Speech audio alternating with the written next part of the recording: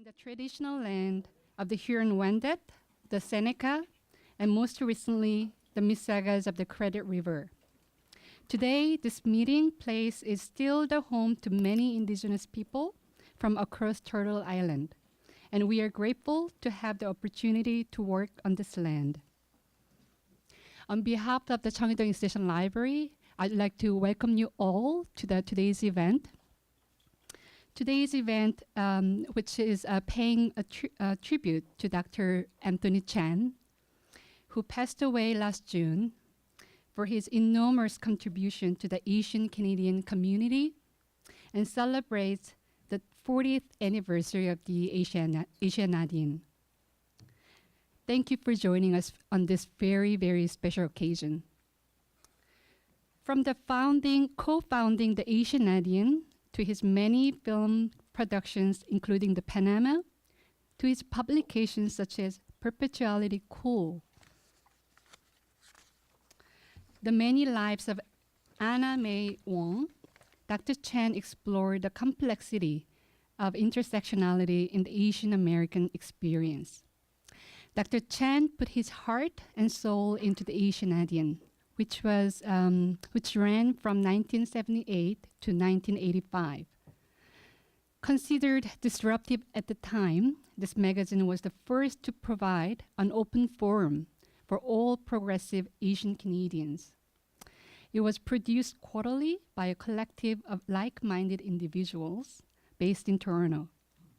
It emerged during a period of significant anti-racist activism in Canada and catapult Asian Canadian culture production into the public arena. Dr. Cheng was one of the East Asian Library's passionate long-time supporters, along with his wife, Dr. Wei Zhao, and their daughter, Lian Chen. Dr. Chen's generosity to the library is immeasurable. Dr. Cheng has not only donated many of his publications to the East Asian Library, but he also offered his invaluable time and wisdom in the library's lecture series and other programming for many, many years. His legacy will remain and be remembered dearly. The dreams of Golden Mountains inspired a generation in China to cross the ocean in order to seek a better life. There were a multitude of hardships and disappointments, but a new life was made, and further generations followed. However, despite the immense contribution to their community, Chinese Canadians still faced racial discrimination. Their stories were untold, and the community was relegated to the background. Dr. Cheng changed this by providing a Chinese Canadian insider's view of Canadian history, which brought his community and heritage to the forefront. Dr. Cheng had an expansive career, from being a writer, scholar, and professor to a filmmaker. Dr. Cheng would repeatedly bring the Asian American or Asian Canadian figure to the foreground. A central theme his various projects was to bring light to and tell the experience of a person living in the circumstances of being a Chinese Canadian. So in memory of Dr. Cheng, from last June to October this year, our library prepared a book display of his donated materials and his publications such as Gold Mountain, The Asianadian, Coming Home, and many other films that were produced by him, and that you can see right here in front. We wanted to celebrate Dr. Chen's life achievements and show our appreciations for his vision and passion towards Chinese Canadian studies and heritage. Today, I hope you will enjoy your time in celebrating Dr. Chen's legacy and the 40th anniversary of the magazine's founding. Lastly, on behalf of the library, I'd like to present a small gift of our appreciation to Dr. Chen's wife, Dr. Wei Zhao, and their daughter, Lian Chen.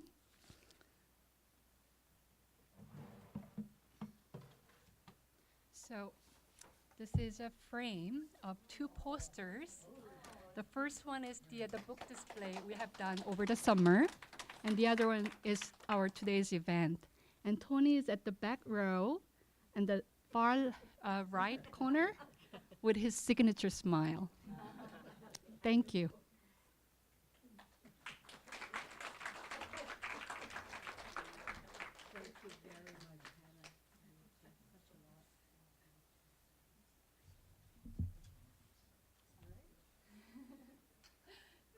Very much. So that's my part, and now I'd like to introduce Chuck Kwan. Oh, okay. So we can immediately invite Wei Zhao up to the front for her remarks.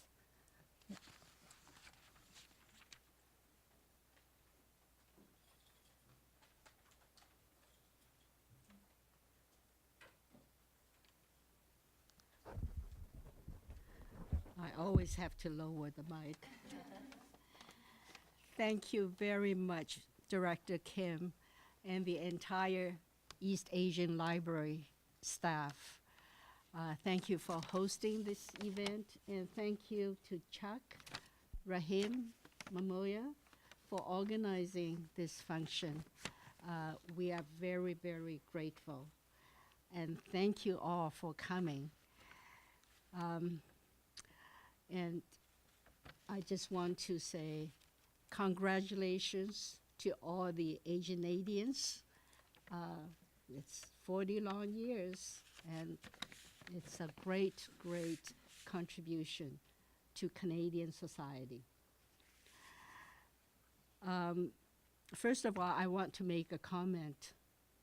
You know, this University of Toronto, is often seen as a very stuffy institution. I can say this because I graduated from this place and I spent enough time here, but the East Asian Library is anything but. It's open to the community, it's very welcoming of the community, and it was within this environment that Tony had the privilege of organizing lectures and workshops, and that's how we came to know Hannah. And so you are in a good place. You are in a safe place, and it's still a place of learning. Tony Cheng was a historian, a digital and a broadcast journalist, an independent documentary producer, and a professor of communication. But at the core of his being was the identity and a deep, deep awareness that he was a Canadian and a North American. Tony's family came to Canada in 1880s. When the Second World War broke out, 4 of his uncles, that is 4 of his father's brothers, served in the Canadian Armed Forces overseas. And that was part of the effort of the people of Chinese ancestry in Canada to gain the right to vote. Yes, it was true. At that time, people of Chinese ancestry, even though they were born here, could not vote. They were disenfranchised. So it was against this historical and family background that Tony early recognized the significance of the place of Asian Canadians in history and in society, not just the discrimination they suffered or still encounter, not simply their accomplishments, but that they are a bridge between Canada and those societies often considered weird or exotic across the ocean. But above all, he recognized that the reality of that the Asian Canadians contributed and fortified the rich fabric of a diverse Canada and the vitality of inclusiveness. Canada is stronger, wiser, and better because Asian Canadians are a part of it. Tony used his skill sets to tell the experience of Asian Canadians and also of Asian Americans. His books, scholarly articles, and documentaries are about that existence. For example, his very first independent documentary was Chinese Cafes in Rural Saskatchewan, produced in 1985. If you drive across this vast land, Chinese restaurants, Chinese cafes are a solid institution, a lonely institution maybe, but it's there, and it binds the local community. Later in the States, among his many productions, he created a quartet of documentaries on Asian Americans in the Vietnam War, which was quite well received. So he, throughout his life, he was creative in writing and in documentary productions. In the process, he met many of you whose friendship he treasured. Tony accomplished a great deal in a lifespan that is not considered to be long by today's standards. I won't take up your time to recount what he did in life, and I would, however, like to quote the Asian philosopher Lao Tzu, whom he enjoyed reading always. But please note that Lao Tzu's philosophy, Taoist philosophical tradition, has nothing to do with the Taoist religion. So I'm not touching on any part of that religion. In fact, I often muse on the sort of image of Lao Tzu laughing himself to death, that 4 or 5 centuries after his death, he would be venerated as the founder of a religion. But be that as it may, I won't get into this. Lao Tzu has this to say: 死而不亡者寿. In Cantonese, 死而不亡者壽. Translated, it is, those who die, but whose legacy of virtue remains alive, enjoy long life. Tony is no longer here, but his legacy of virtue will remain alive only when you in this room and others like you continue the important work of Asian Canadian and Asian American studies. Tony then enjoys long life with the work you continue to do. Our joint task is to continue the efforts for inclusiveness. Thank you.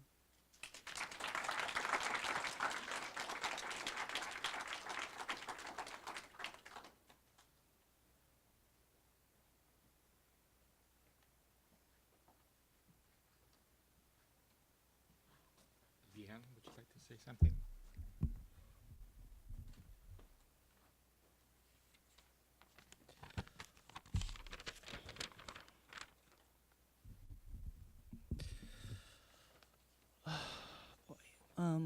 First of all, I want to thank you all for coming today, for celebrating my father, Tony, and his contribution to Asianadian, and especially on this 40th anniversary. Also, I would like to extend my deepest gratitude to Director Hannah Kim and her staff at the East Asian Library for their continuous support in the community. My father would have enjoyed this celebration today. One of the last conversations I had with him was about various, if you knew my father, he likes to go off topic. So one of his last conversations I had with him was he said, "Oh, remember I saw so and so," and I said, and it was about the many people of Asianadian who I've not met. So today I'm grateful that I have now put the faces with the names, because my father would mention this person. I'm like, who's this person? Like, and he said, oh yeah, they're from Asianadian. I said, oh, okay, because I know a handful of people from Asianadian. But he was very grateful and that Asianadian has lasted this long. And we didn't talk about the 40th anniversary because the last few years my father has been ill, so none of us were thinking about 40th anniversary, but he would talk about his times working in Asianadian and the people who he met. So that was really, and I never, as a child growing up, I never got to ask him about Asianadian until when I was much older, because when I was studying at the University of Washington in Seattle, I took courses in the Asian American studies, and so a lot of the things I learned in the States kind of overlap in things in Canada, and we will often discuss what was going on in Canada as well in the U.S. at the time that I was about like head tax and stuff like that. So he was. That was one of the last few conversations I had with him, among other topics about baseball. He was a huge fan of baseball. He played baseball in Victoria with his brother.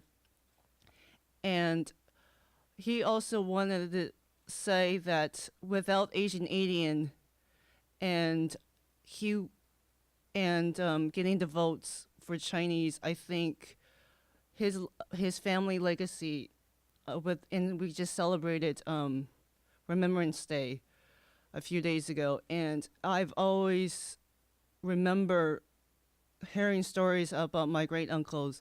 So, and I think I'm proud of him that he did the Asianadian magazine, because without it, we wouldn't have a written documentation on how we come as a Chinese community. And when I meet people in this last provincial election, whatever the results came out of, people, especially new immigrants, doesn't matter where you're from, don't realize the Chinese had fought for a long time to get to the right to vote. And when I mentioned the Asianadian and how my great uncles fought in the Second World War and what my family has been through to get to where we are, they don't know that part of history. And I think the Asianadian now, I believe the East Asian Library has almost a complete collection, because my father made sure they had almost a complete collection here. So I'm grateful that it's now available to all for people who want to find out more.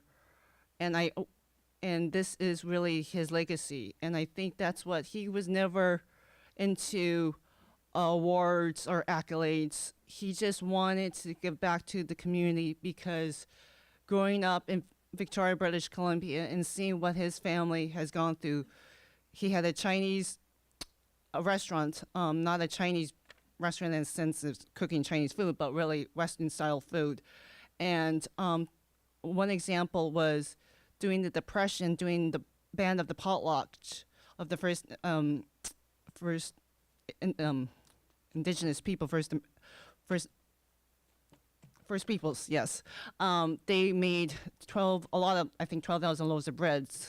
So stories like that really played a significant part. He didn't have to get involved in the Chinese community, but he felt it was his sense of duty, because his uncles fought for our rights to become Canadian citizen, and this is a way for him to say thank you.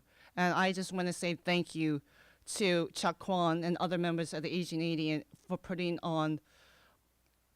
having this magazine, and also that it's now accessible to all, for people, not just U of T students, but all. Thank you.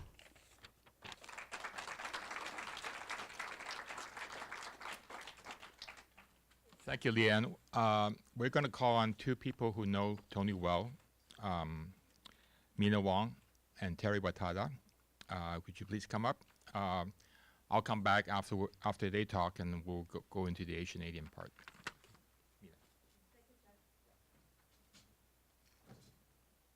Hi, everyone. I hope you can hear me.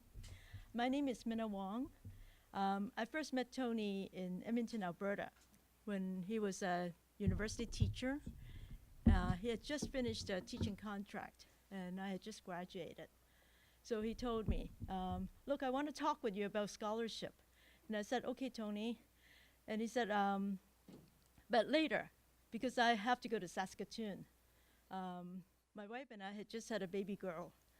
And that baby girl is sitting right here, is Leanne.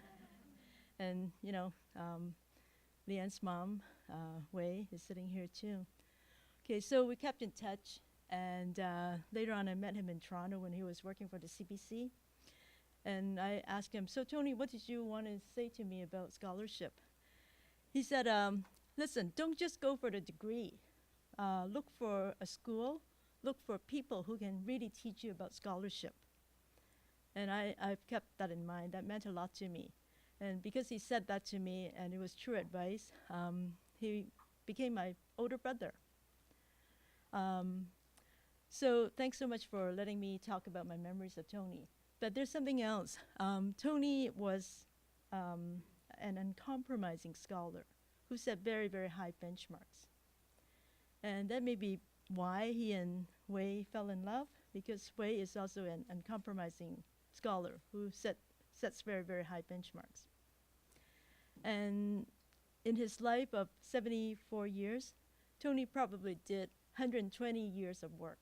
His films, his books, his teaching, all the things he did probably added up to at least 120 years. So, thank you very much for letting me talk about Tony.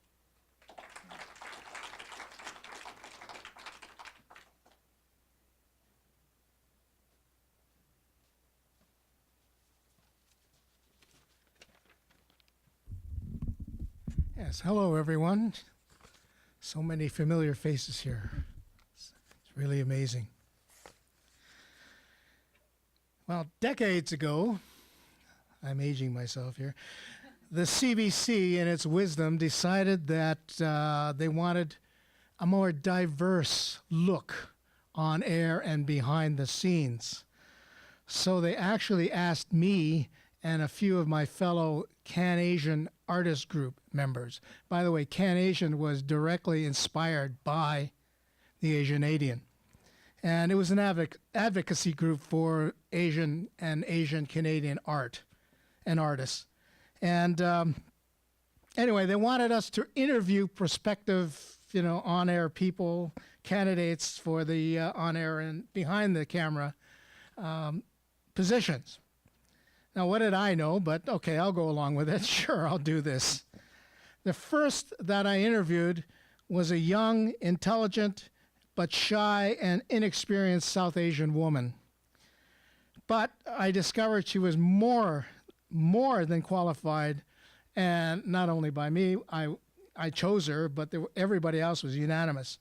Her name was Deepa Mehta. Whatever happened to her anyway?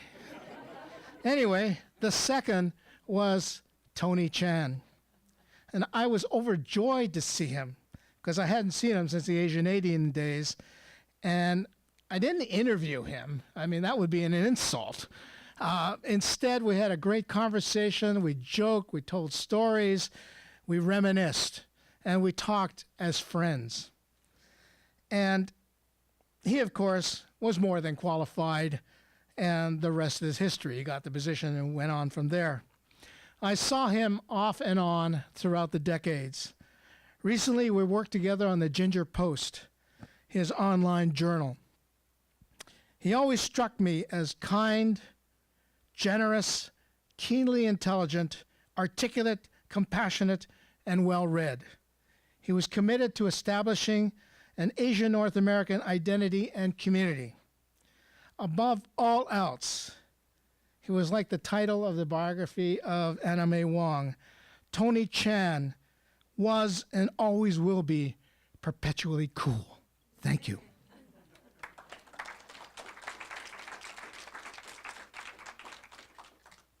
Thank you, Terry. I have a thing about Tony. Tony always told me that he was drafted by the Baltimore Orioles. And I had to remind him, it's not drafted, he was scouted by the Baltimore Orioles. Maybe it was true, I'm not sure. How do I get on this?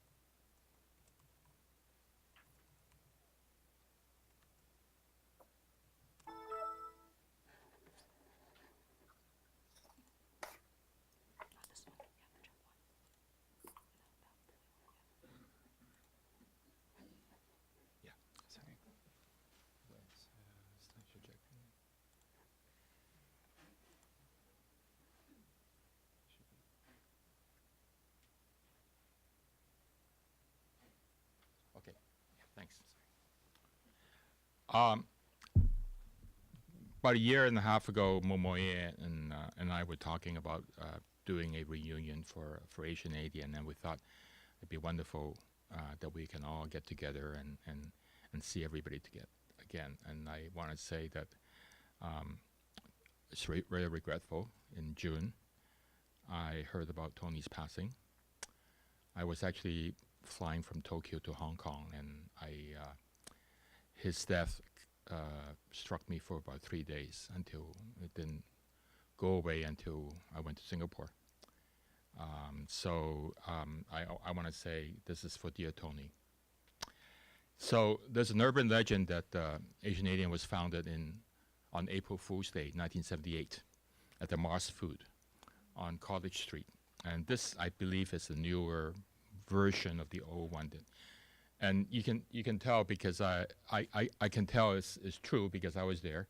I was having breakfast with Tony, Lao Bo, and myself, and we decided that we would co-found the Asianadian.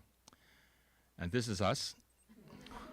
I don't know what I was doing or what Lao Bo was doing with the cigarette because maybe we just want to look cool, just like Tony. Just as a matter of interest, I can now reveal that Lao Bo is actually Paul Levine. And even in those days, we were very aware of representation and appropriation. As a Jewish American, he didn't want his name on the masthead of an Asian Canadian magazine. So he uses his, I guess, Chinese pen name for that. So at that time, I was working for a Chinese Canadian magazine called The Crossroads. And I had asked Tony to come over to be the English editor because we were going into the bilingual version.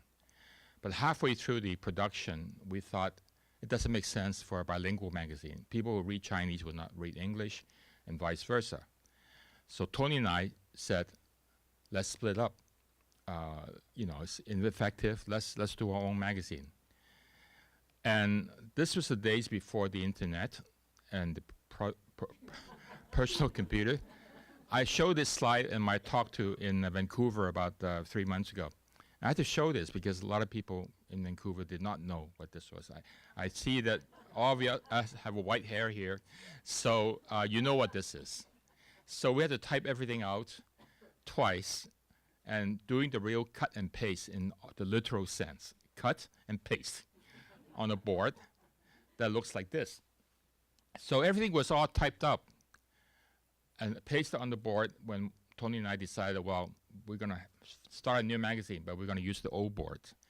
So we had to find a 10-letter word to replace everywhere it says Crossroads. That's when Tony came up with this brilliant idea called Asianadian, and which is, this is our first issue, and it features Lau Tin Yam, a Montreal, Chinese-Canadian Montreal artist. And as they say, the rest is history, because Tony then wrote his very famous first editorial of the magazine, the Asianadian, an Asian Canadian magazine, where he really defined what it means to be Pan-Asian, what it means to be not just Chinese Canadian or Japanese Canadian or Korean Canadian, but all Asian Canadian, and united we will survive. This is the early photos of young Momoye, young Lin, young me, young Tony, and everybody, and Barbara Yip and Diane Yip and everybody, Bobby Sue.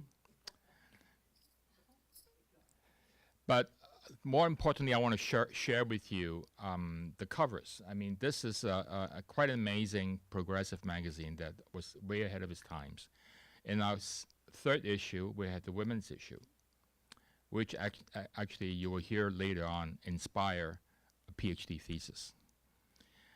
Our fifth issue, volume 2, number 1, is on sexuality.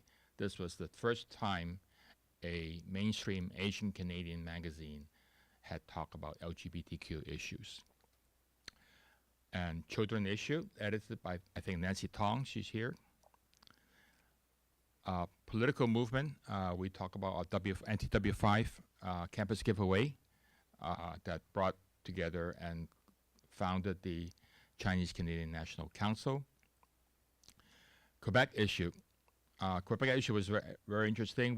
It was edited out of Quebec, out of Montreal, put in production in Halifax when Tony was at St. Mary's, and then printed in Toronto. So at that time, it was a trans-Canadian kind of production. We were transnational ahead of its times. And all this for a very minimal budget. And we had the media issue, because Tony and I always believed in we need to occupy the media, in a sense that to talk about our own representation and giving us ourselves our own voices. And he always talked about us being a comrade in arms in the media, foray into the media. Then comes the Vancouver issue, totally edited out of Vancouver, but put into production in Toronto. And this is where we feature all our Vancouver counterparts, Sharon Lee, Jim Wong Chu, Paul Yee, and everybody else from the West Coast. And in a sense, this was actually quite a memorable issue, because Jim Wong Chu, actually a giant like Tony in the Asian Canadian writing, passed away about a year ago. So, and this was actually a very memorable issue with a picture by Jim Wong Chu of Vancouver Chinatown. We had poetry, featuring, I believe, a poem by M.G. Vasanji. We had interview with Wayne Wang, which Dora kindly reminded that she'd interview him, typed it up, and pasted it up, and all done together. Thank you, Dora. This was after his first film, Cheng is Missing, came out. And before, of course, he made Joy Luck Club.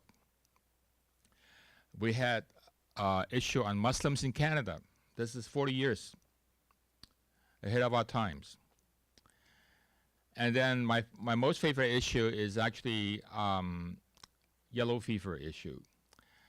This is a play, probably the first Asian Canadian play ever to play in Broadway, by Rick Shiomi, called The Yellow Fever. It's based on a short story he wrote for the Asianadian over 2 issues called UBC Coed Kidnapped. And this is a Asian version of Humphrey Bogart and a cub reporter. I was role model after Nancy Ng, at that time a CBC reporter. Issue on the arts, issue on mental health, which is, again, fairly progressive, Asians and mental health. And of course, our final issue, edited by Jack Sito, who's here today. He's our last editor standing. He's sitting. Youth issue number 2, and actually put together by a lot of people that I never met. And I'll tell you a little bit about that story when I wrap up. But the most important thing was the cover that, it's not really a cover, it's a poster that we found 40 years after, 35 years after our demise. This is about a year and a half ago when I was showing up at, when I came to the Jim Wong Chu tribute. I walked by Chinatown. This yellow brick wall that off Spadina that goes into the Green Pea parking garage. And I find lots of posters pasted all over this yellow wall. And if you look kind of closely, it has everything. It talks about us exactly the way we would have done. All the issues we deal with, who we were, and on top of the right hand, it says grassroots activism. That's who we were.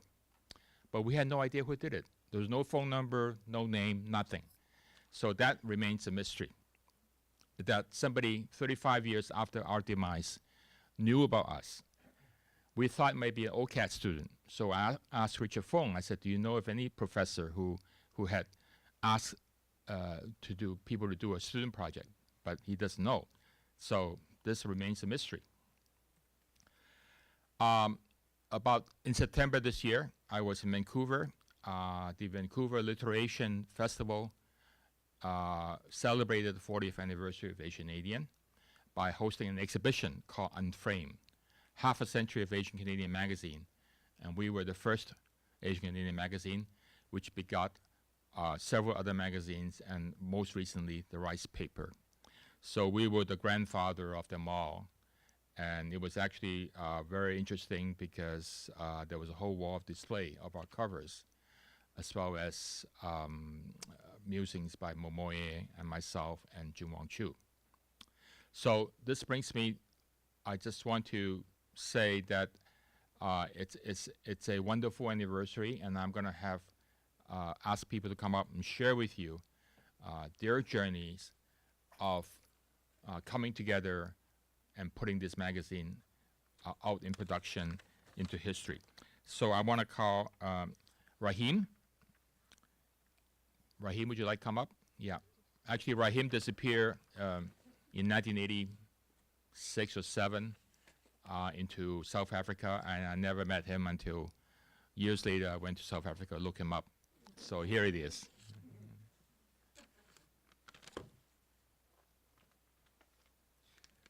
Greeting, friends. Nice to see all the smiling faces. Some of them I know, some of them I don't know. But we are glad that you have taken your time to come to visit us. And let me take you through the memory lens. And let me pick up where Chuck started off. Let me pick up from there. As you heard, that there is a legend that 40 years ago, 3 musketeers put their head together and coined a new term, Asianadian. As a metaphor, Asianadian was conceived in dignity and devoted to the cause of greater understanding between different communities. Tony and I shared this view in our graduate student days at York in 1973. Both of us firmly believe that an inclusive society is the foundational progress in any society. In those days, minorities were described as visible minorities, as if they are visible only in the daylight, and they disappeared in the night times, as if they were potatoes in a sack of potatoes. My apology to Karl Marx. And they are without history. The prevalent ideology at the time was the dominated by paternalistic multiculturalisms, or one may describe as Anglo-Saxon ideology. The premise was that all cultures are equal, but some cultures are more equal than others. This ethnic hegemony came under the microscope in both Tony's writing and Asianadian's counter-narrative about the limit of multicultural universalism in Canada. In essence, I believe, Asianadians and Tony believes that Canada has two histories, a recorded history and a hidden history. The first one refers to social engineering from above, a civilizing mission. While the latter one is in a collective acts of nameless people who, in their daily lives, have transformed our society for the people. Our accounts attempt to capture those untold stories from below, which either suppressed or distorted by civilizations. Such a position has invigorated the intellectual culture in print. Asiadian had been a collective identity that had inserted itself into the gap between these two histories, one that acquired the status of belonging to the nation, while the other one was the struggles of the ordinary people. But Asianadian demonstrated that history is forged by series of power knowledge configurations, each adding to different conceptions of knowledge and actions. Theoretically speaking, Asianadian emerged as a critique of Anglo-Saxon ethnic hegemony, and it is also a theory of society that teases out that unintended and intended consequences of public and public policies so that different communities would be able to communicate with each other, free from distortions. The aim was to create future forms of the good life and solidarity. What lesson can you learn from Asianadian? Number one, the universal themes are prerequisite for the success of any social movement. Moving in this direction requires a context and collective resources. None of us were experienced in the in-depth knowledge about the Asian, Chinese, Japanese, or Indian culture. It was essentially about what I call forgetting and recalling the past, a telltale that can be understood regardless at one's cultural background, popular history. Do you need another collective? I don't know, but this question I'm thinking about, this imperative emerged from the fact that post-Second World War, international order is in disarray. Multinational institutions such as the UNO, International Criminal Court, the World Trade Organizations are sidelined. Multilateralism is being replaced by unilateralisms. Authoritarian nationalism has become the rallying cry from Hungary to India, from Turkey to Poland, from Russia to Brazil. An alternative narrative is required on a global scale that not only defies populist nationalisms and corporate capitalism, but also reform the international institutions. So the aim is to create a sustainable development among people and to support the international human rights systems. This is, I believe, that we thought about 40 years ago. And the luta continua, revolution will continue. Let us head together. Thank you, friends, that you come here. Let us carry this message of universalism and human rights. Thank you. Richard, phone.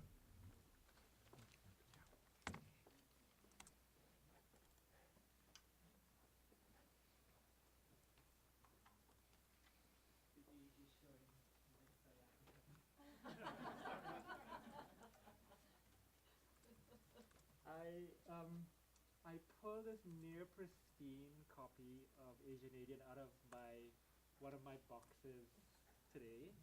And as I went through it, I was looking, so this is the sexuality issue. It includes articles by Chasha Ariel Khan on the deer hunter. There is an article called I Dig Asian Chicks, in which Jasmine Hosai Dumlao speaks back to Asian Orientalism. There's Sweet and Sassy by Johnny Fong. There's an article by Amy Chiyohori, Other Sensei Avoiding Each Other. And in here is also this article by Gerald Chan called Out of the Shadows.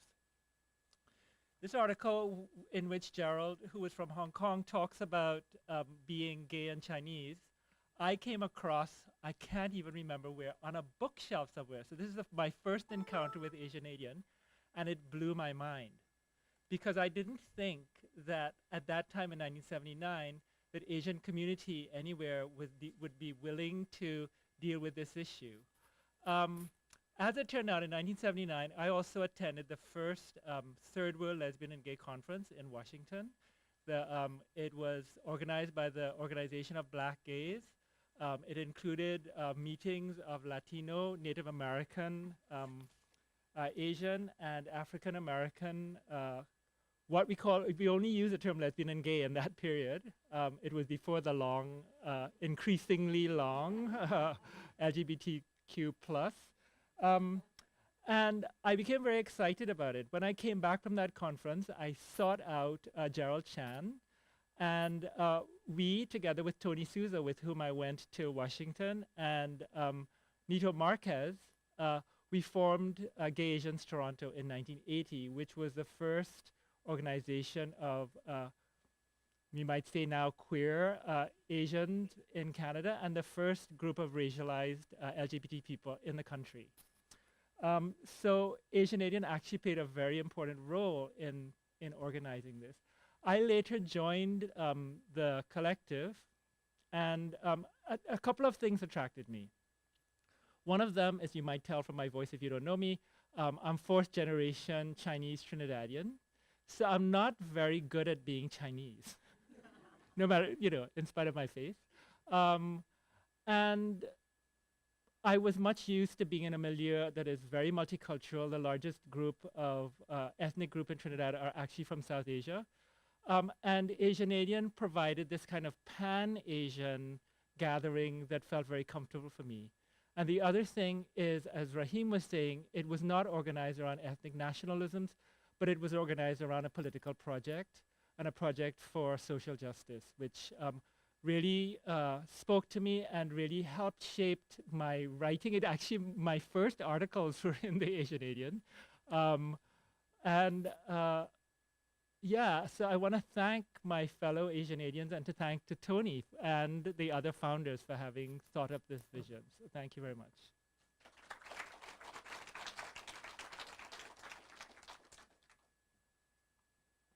Our next speaker was going to be Satish Dar. I've never met Satish because I left in 81, 82, and I think Satish had I was told that he was the core backbone of Asianadian from 83 to 85 until its very last issue. And in fact, I've never met a lot of people, anyone, until I met Dora, which is way after. I just found out that she actually worked at the Asianadian. But unfortunately, Satish cannot make it to this morning, he told me. So I recruited my next guest, Ranveer Jengi. I want to tell you a story about Ranveer. I never knew Ranveer. Didn't even know I didn't know he existed until about 15 years ago, and he was joining my organization as a board member. And in those days you have to put in your CV and says, what did you do? Why are you interested in me, and this kind of thing. And in his CV he put down Asianadian as a community project. I was so amazed that somebody actually lists what they did in their CV for Asianadian. So welcome, Ranveer. Hello, everybody. So you now know that a part of what I'm going to say is going to include what Chuck just said, because I had no idea he was going to include that story, but it's true. So this morning we heard that Satish and Meenadar could not be here with us. So yes, indeed, Chuck has asked me to say a few words. I'm going to read what I wrote. I joined Asianadian around 1983. My first meetings were at the home of Satish and Meenadar, a South Asian couple, both active professionals in Toronto's land and urban design. They understood the value of Asianadian and how the magazine could serve other racialized communities outside of the quote-unquote Chinese/Asian Canadian community. So they took a leadership role to continue the momentum of the magazine and to include South Asian perspectives on racism, culture, identity, and sexual orientation. Along with my then best Asianadian friend, Christine Pinto, we immersed ourselves in the Asianadian magazine, meetings, the infinite discussions, the shared stories, and great ideas.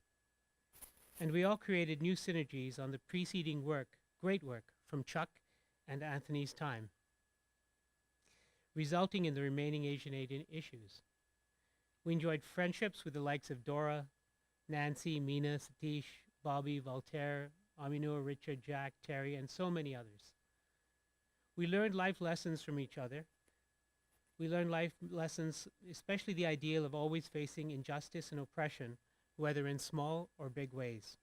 And most importantly, our rights and value as individual Canadians in society. By the way, my then best Asianadian friend, it's hard to say Asianadian sometimes, Asianadian friend Christine Pinto has been my wife for the last 29 years. She's sitting right there behind Jack and doesn't want me to point her out, but hi. I end by indulging you with a personal story which I believe reflects the deep aspirations, commitments, and connectedness each of us has brought here tonight. I was already active in anti-racism work during the mid-70s as an undergraduate here with the U of T Indian Student Association. I had the fortune to meet and be mentored by the then president of the U of T Graduate Students Association, Alok Mukherjee, the former chair of the Toronto Police Services Board. We were all in our 20s back then. I followed Alok to the Indian Immigrant Aid Services, which dealt with the burgeoning needs of the growing South Asian community. Soon after, I brought my learning and ideas to the Asianadian. But, and here's in the intersection, I never met Chuck during my Asianadian years. 14 years later, in 1998, a friend invited me to join the board of the Harmony Movement of Canada. At my first meeting, the chair of the board was Chuck Kwan, and I had no recollection of who he was. You can imagine the howl of disbelief and joy when we finally realized that we were both Asianadian spin-offs. Over the last 20 years, the Harmony Movement, with Chuck as the executive director, and I'm still an active board member, has become established as the primary provider of diversity training to every school board in Ontario and beyond. 2 years ago, Alok Mukherjee was an honoree at the annual Harmony Awards Gala, recognizing persons dedicated to lifelong work in anti-racism and diversity. How gratified I felt. Really completing a circle there. To the soul of Asianadian magazine, I say, you are till now the unsung hero of the story I have given, and doubtless to so many more. Thank you.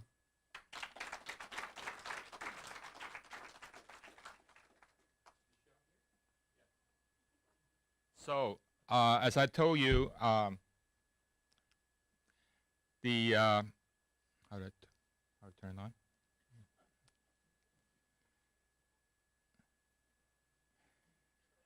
So for about 9 months, we have no idea who did this poster. Until maybe half a year ago, on the internet, I found Michelle Kwan and Michelle Liu. So welcome, Michelle and Michelle.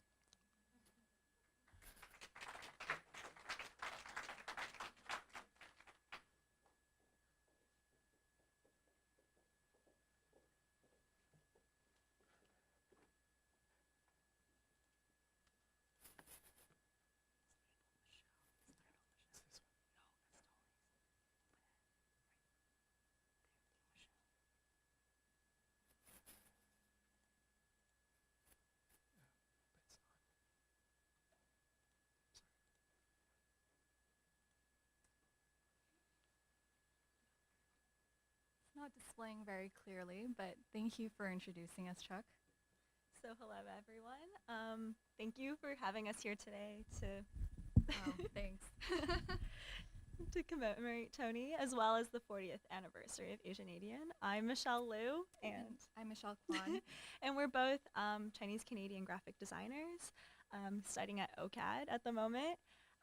So you may be familiar with one of our works that Chuck found over a year ago, pasted on a wall in Chinatown, and that is what brings us here today. So just for some context, for those of you we haven't had the pleasure of meeting yet, Michelle and I, as she mentioned, we're both graphic designers who enjoy exploring diaspora as it plays a role in our personal identities in a lot of our work. And so we were collaborating together on a project a couple summers ago, and we stumbled upon a reference to the Asianadian. And we were just so awestruck by the fact that there was such a progressive publication for its time. And we were desperate to get our hands on it and eventually managed to find physical copies at the Toronto Reference Library. And I think that experience of just having it in our hands, flipping through the pages, as I said, it was just such an inspiring experience. It was so progressive for its time, progressive for today even. And what really struck us was just how much we could relate to so many of the subjects and issues that were discussed throughout the pages. And for us personally, from a personal perspective, I think it really pushed us to want to continue to do work in our community and just to play at least a little bit of the role that the Asianadian did in the lives of you all and the people in your communities. If you want to speak more about that. Sure. So you've all left a tremendous legacy, and we just hope that through our own work, where we continue to explore Asian Canadian identities, where we talk about really important issues and that we can all advocate for in our own community, as well as just create a platform and a safe space where people can tell their own narratives. We can continue on the legacy that you've all left behind and that you started 40 years ago. So thank you for just allowing us to be here today, and thank you for being such trailblazers in all that you did. Yeah.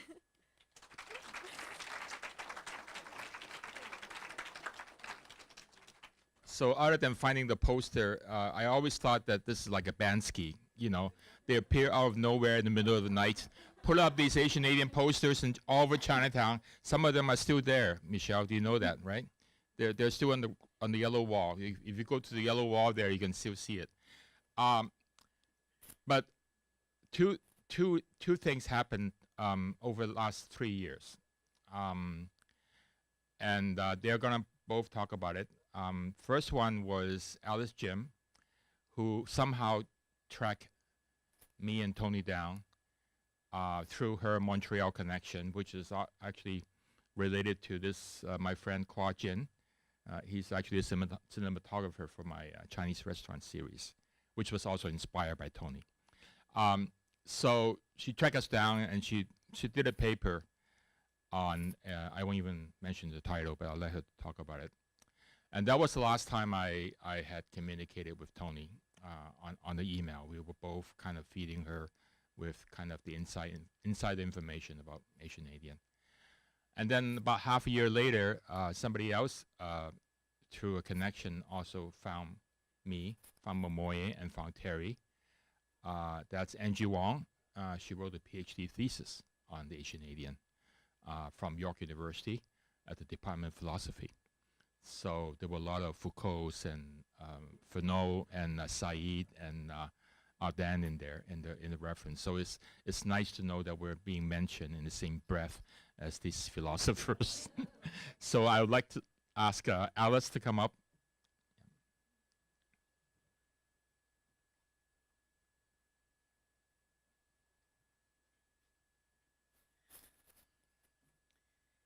Thank you so much. And I too need the adjustment for the mic. Thank you so much, and really, it's a difficult act to follow after Michelle and Michelle, because I think for what I was going to speak to is how what we work towards, and in so many ways, the activity, the enthusiasm, your political activism, taking it onto the streets is what I really work much for. I knew this would happen to me, so I actually have some notes. So I feel it's a great honor to be here to say a few words. Thank you, Juk, for inviting me. My own trajectory has been exciting and more enriched because of the work that individuals like Tony Chan has done over the many years. And as a young graduate student working in art history, Gold Mountain is one of the first prerequisite books that I had to read. And so I wanted to express my admiration, respect, and also realization of how much Tony Chan's work and the Asianadian has inspired me in particular. I had the good fortune to be in that email contact with Dr. Chan and Dr. Kwan in the spring of 2006, when I was now as a tenured full-time professor for a university teaching in art history as the only art historian in Canada with a specialization in Asian Canadian art, that I had an invitation by the Journal of Art History, of Canadian Art History, to write a piece about another print publication that inspired me and that was really important for the research that I am doing now. And I could, of course, think no other of no other journal better to speak to this than Asianadian. And so there I went, and it's a very long article which they had to cut in half. But I was very thankful that Juk and Tony had a chance to read the final copy and make sure that I got everything right, including from like the Mars restaurant down to Tony's birth date. So thank you very much. So I wanted to just speak to a little bit, without repeating what has been already said, how the legacy lives on. And I think we already saw the work of two inspired students, but we also have another PhD. So students are actually now asking more so than ever about the histories, our histories, and they want to find out more and more now. And on top of that, we're also dealing with a generation of what they call the Millennial Generation that are more politicized than any other university generation, so they say. And I want to say what's very encouraging is that many of these students in our classrooms now are persons of color, are students of color, are Asian Canadians, and also for the first time, first generation Indigenous students as well, and they are more socially politically active than ever before. And I think that this is an important moment also in the last few years for the recognition of these historic movement publications, and we know what that what Asianadian has meant as a movement publications, and to recognize that. And so I want to really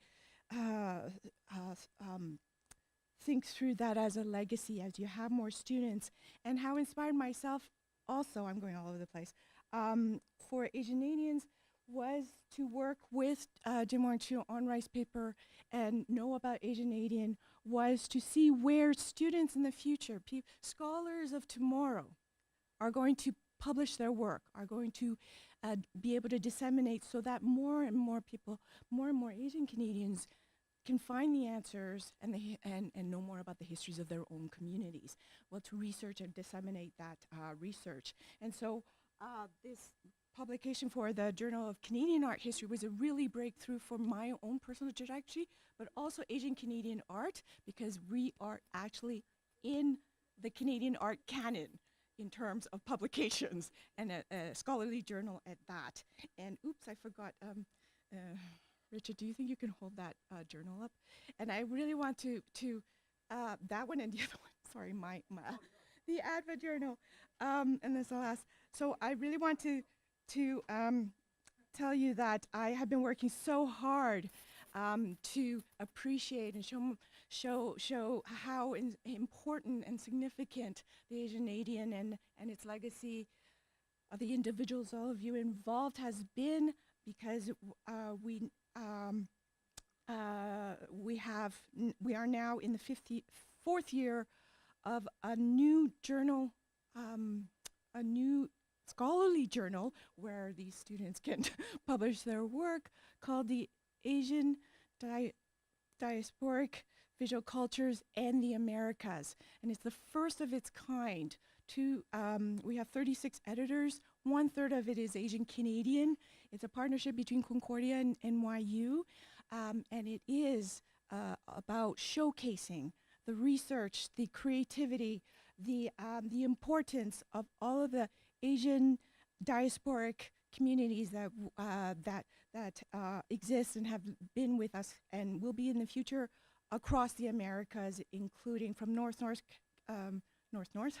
to all the way down to Asian Latin America, including Mexico, and also Asian diasporas in the Caribbean as well as in the Pacific island regions.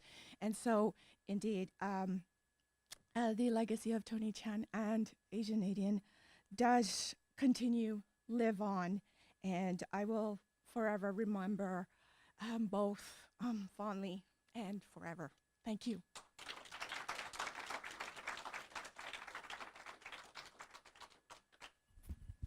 So Angie Wong, who wrote the PhD thesis, actually defended her thesis about 3 weeks ago. And Terry and I were actually there, cheering her on and hoping that she will make it, and she did make it. And in fact, she's planning to publish a book based on her thesis on Asianadian. So Alice, this is a continuation of a fantastic legacy that we are going to promote for Asian Canadians. So Alice, of course, got a job at in Thunder Bay, Lakehead University. So she had a lecture today, so she could not make it today, but she's here online. Angie, sorry.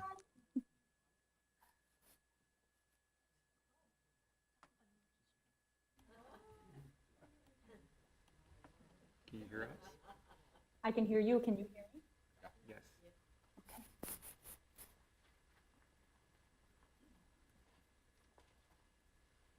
Yes, you can talk now. Happy anniversary, Asianadian. In the first year of my graduate studies at York University, I found the Asianadian. After a terrible bout of depression that was instigated by racist colleagues and a severe lack of institutional support, encountering the Asianadian's first all-women's issue from 1978 was amazing.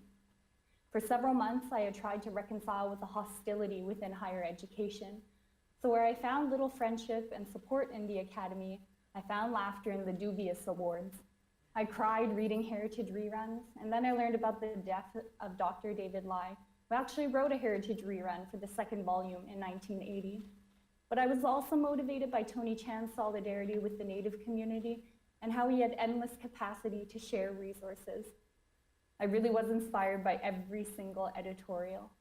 And what compelled me to study the Asianadian was its attention to community building capacities and initiatives, and the emphasis on how one can succeed or become a success story when one has a supportive community behind them.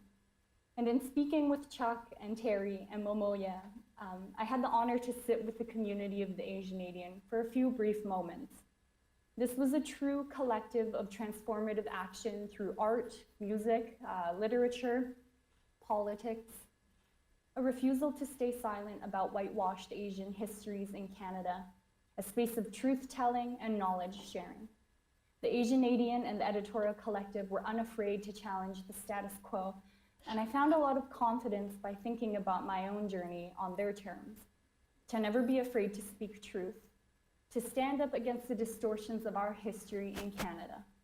to reject and dismantle harmful stereotypes that divide our communities, to promote an understanding between Asian Canadians and other Canadians. This is why I devoted my entire doctoral dissertation to the Asianadian, and these are some of the lasting lessons I've learned from the magazine and its community. Happy anniversary, Asianadian. Thank you. Thank you, Angie. You can stay. I actually, Terry and I had a lot of problem with the thesis. I want to critique about that. In your last chapter, you talk about us not as elders, but as ancestors. And Terry actually said, we're not dead yet. So thank you, Angie. I wanted to, as I said before, this was planning for a year and a half. Thanks to Momoe, she has been the backbone with Bobby Sue of the Asianadian. They were both bridge between the first batch of people, founders, and then towards the mid 80s, towards the later batch of Asianadian collective members. And in fact, I'm so happy because as you can see before the event, everybody was hugging each other because we haven't seen each other for 30, 40 years. And some of them we never met before and said, oh, so you're so-and-so. So I'm really happy that that we all come together. And Angie actually had a prepared speech that she talked about community, the Asian Canadian community. And we felt that we were a community. We are a community. And the way we all join Asianadian, I know Dora first heard of the Asianadian from a bookstore in Vancouver. She found the issue of Asianadian. It's in the Communist bookstore. It's called the Communist bookstore in Vancouver. Anyway, when she came out east, she joined. I know Raheem was pulled in by Tony because they were both hanging out in the East Asian at the York right here, right? Or at York campus, and Lynn was hanging out with Momoe right here in the East Asian Library, and she was. Oh, sorry, maybe Lynn was hanging out with Paul Levine at the East Asian Library, and she was drawn in. And you all heard the story how Richard all drawn in. So it is a fantastic community, and I'm so glad that we survived all these years. We may not see each other again. This is the 40th year, but anyway, I'm so happy that you can all come together and help us celebrate Tony's life. He was truly amazing. Tony was Asianadian, and Asianadian was Tony. So thank you, Wei, and thank you, Leanne, for coming to join us for festivities. It's only deserving that Tony gets this tribute. Thank you very much. And enjoy the refreshments. And also, I wanted to say when Barbara wrote me 2 days ago by email, said, "Are we supposed to pay for this?" I said, "No, Hannah's going to pay for all this." So I want to thank. So I want to thank Hannah for your gracious hosting of this event. Thank you very much. Bye, Angie. Thank you.